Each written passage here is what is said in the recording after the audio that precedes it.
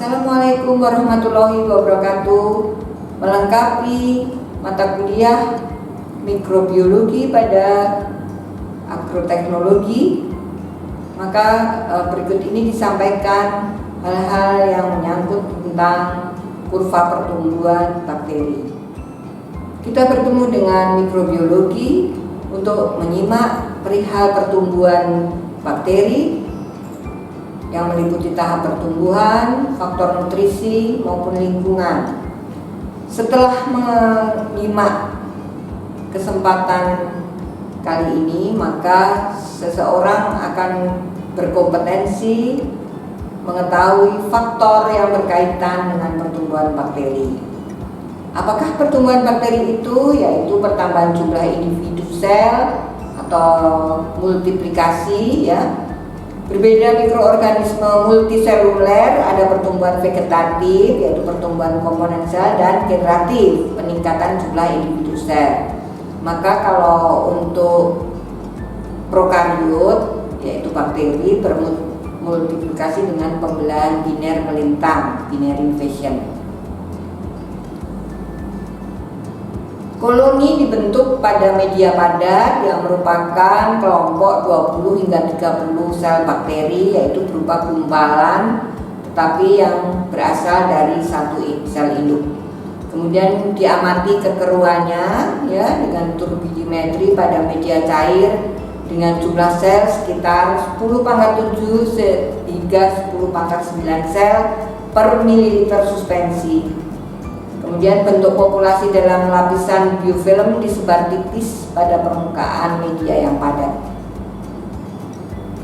Ini adalah gambar koloni-koloni bakteri pada suatu media agar darah, ya, dan yang di sebelah kanan adalah dalam suspensi air steril.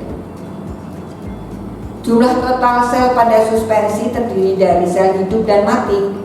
Sehingga cara menghitung bakteri mungkin bisa secara menghitung langsung dari suspensi alami yang diencerkan dengan alat hemositometer yang diamati di bawah mikroskop dengan pengenceran 6 kali sehingga diperoleh 10⁻⁷ sel per mililiter, atau menghitung dari preparat yang dicek, ya, lalu diamati di bawah mikroskop.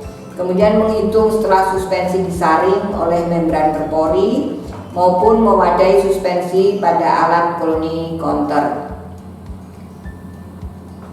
Selanjutnya, ini adalah suatu gambaran proses atau tahapan pengenceran, ya, dari suatu suspensi induk. Kemudian kita ambil 1 mili dalam dimasukkan ke dalam tabung reaksi yang berisi 9 ml air steril sehingga diperoleh pengenceran pertama.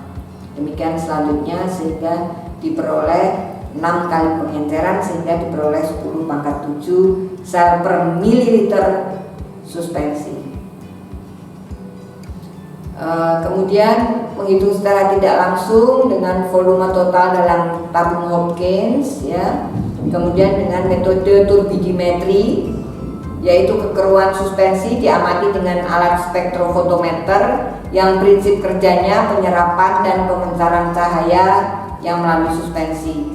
Kelemahannya tentu saja di turbidimetri ini ada sel yang menyatu, jadi harus dilanjutkan dengan penghitungan bakteri hidup karena antara sel bakteri mati maupun hidup menjadi satu berdasarkan kekeruannya saja. Kemudian dihitung bakteri hidup dengan cara most probable number, yaitu melakukan serengketan pengenceran, kemudian ditanam, ya, diinkubasi dalam media pembiakan padat.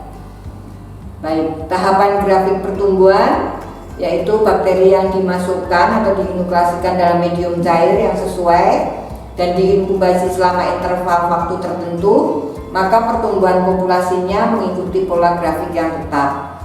Grafik pertumbuhannya diplot terhadap waktu yang nanti kita akan lihat ada 4 fase dalam grafik itu, yaitu lag fase, log atau eksponensial fase, kemudian fase stasioner, dan fase decline atau fase penurunan atau dead fase.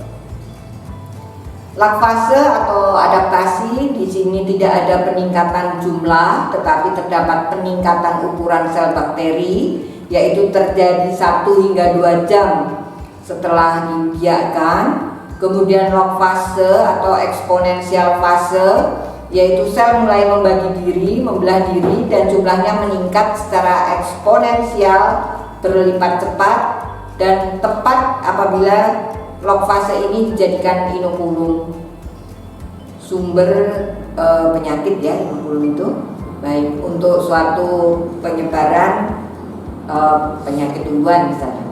Baik, kemudian stasioner fase yang ketiga yaitu sel berhenti membelah karena kehabisan nutrisi dan terjadi akumulasi eksesi bakteri yang beracun.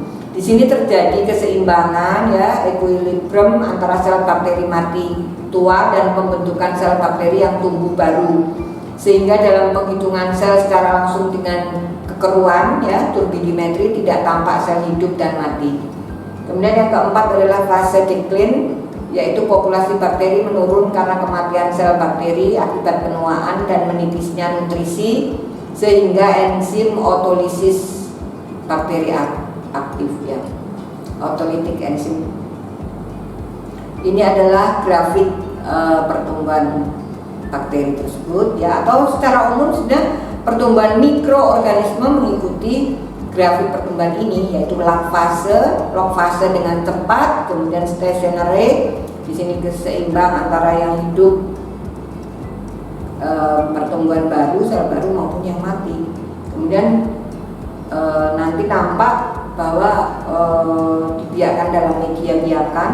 Kalau dengan turbidimetri kita nggak akan melihat itu ada suatu selang ya, yang tidak bisa menggambarkan mana yang hidup maupun yang mati itu pada cara turbidimetri. Tapi kita harus melengkapi dengan kita biarkan, kita inkubasikan pada media padat, dan betul bahwa yang hiduplah yang hanya ada sekitar 200 hingga 300 koloni. Lag fase yaitu maksimum sel ya, itu akan tumbuh di situ ukurannya. Dan log fase banyak sekali sel-sel kecilnya ya. Kemudian stasionari itu mulai terjadi lisis ya, lisis karena terlalu banyak populasinya sehingga ada beberapa sel yang melebur begitu ya. Di situ ada peran eksotoksin ataupun antibiotik di situ di saat stationary fase. Jadi kalau ingin mendapatkan metabolit sekunder dari suatu suspensi bakteri, maka kita ambil, kita panen dari stationary fase. Kemudian fase kematian, dan itu banyak yang mati karena umur yang tua. Mungkin kalau kita membuat suspensi agensia hayati dari bakteri, maka ini mungkin sudah tidak efektif jika digunakan di lapangan, yaitu dalam penyimpanan 9 bulan ke atas ya, 9 bulan, 1 tahun, 1,5 tahun, karena ya itu tadi sudah banyak yang mati misalnya. Kemudian lanjutnya adalah faktor lingkungan yang mempengaruhi pertumbuhan, yaitu suhu, kemudian atmosfer, bahan gasnya, kemudian pH, kemudian pengeringan, kemudian osmotic effect ya, tekanan osmosis, radiasi matahari maupun UV ultra, maupun yang ketiga adalah mekanik dan tekanan suara, mekanik dan sonic stress. Suhu faktor terpenting, bahwa suhu rendah akan memperlambat metabolisme, suhu tinggi mempercepat metabolisme, dan di tengah-tengahnya adalah terdapat suhu kardinal, yaitu batas suhu terendah, suhu optimum untuk pertumbuhan dan reproduksi, dan batas suhu tertinggi, terhentinya pertumbuhan karena enzim non-aktif. Optimum temperature yaitu mungkin sekitar 37 derajat Celcius untuk beberapa bakteri patogenik. Klasifikasi bakteri berdasarkan suhu pertumbuhan, kita bisa mengklasifikasikannya bakteri mesofilik yang tumbuh antara 25 hingga 40 derajat Celcius. itu umumnya bakteri patogenik. Kemudian psikrofilik, bakteri tahan dingin, tumbuh di bawah 20 derajat Celcius, dan termofilik tumbuh pada suhu antara 55 hingga 58. Misalnya Bacillus stereothermophilus.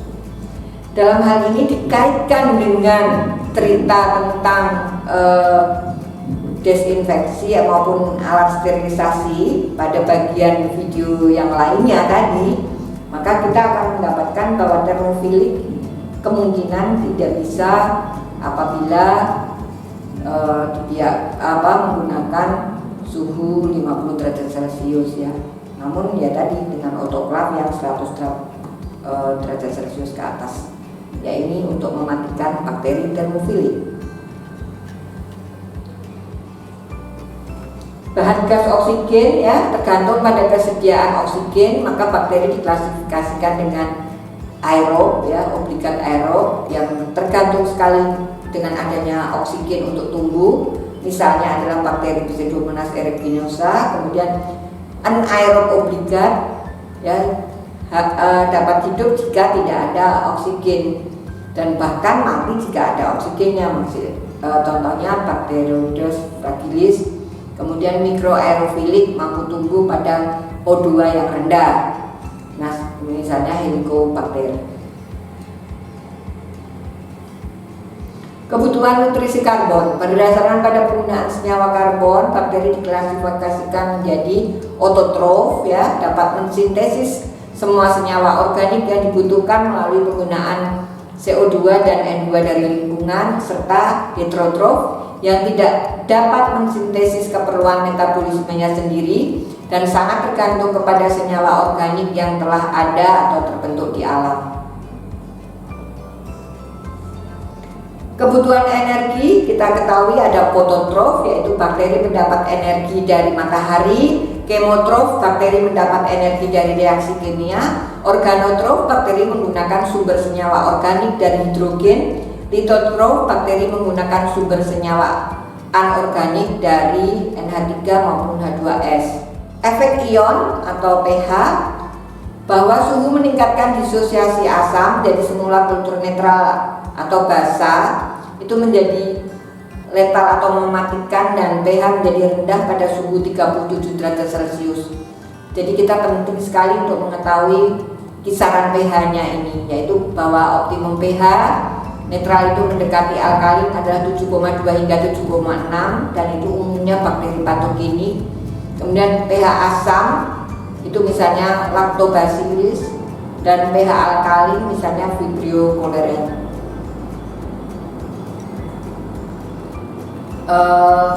Kelembaban dan pengeringan. Air merupakan kandungan penting dalam protoplasma bakteri, sehingga kekeringan merupakan proses mematikan sel bakteri ya, atau freeze dry itu liofiliasi untuk mengawetkan bakteri. Efek dari pengeringan ini menjadi lebih sensitif ya, atau pada Staphylococcus itu dapat berlangsung selama beberapa bulan.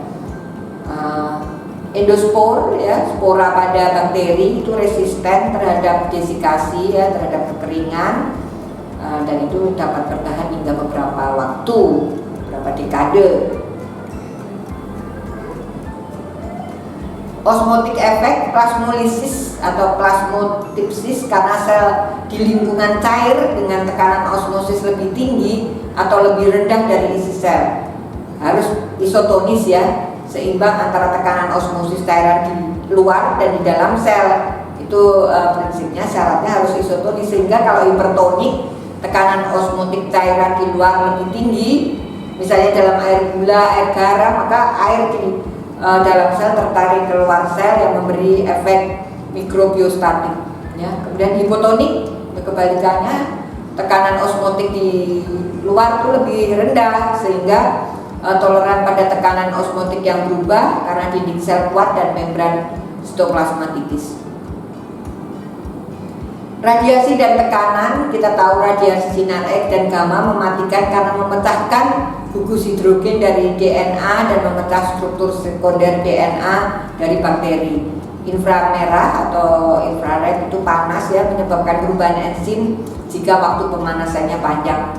Cara mekanikal ya, atau tekanan hidrostatik dan juga tekanan suara sonic tekanan suara sonic stress gitu juga akan menyebabkan terlisisnya sel bakteri sehingga hancur. Baik. Demikian yang dapat disampaikan pada grafik pertumbuhan maupun beberapa faktor lingkungan tempat bakteri itu hidup yang akan mempengaruhi sel bakteri untuk hidup. Demikian yang disampaikan di dalam mikrobiologi di agroteknologi. Semoga bermanfaat. Wabillahi taufiq wal hidayah. Wassalamualaikum warahmatullahi wabarakatuh.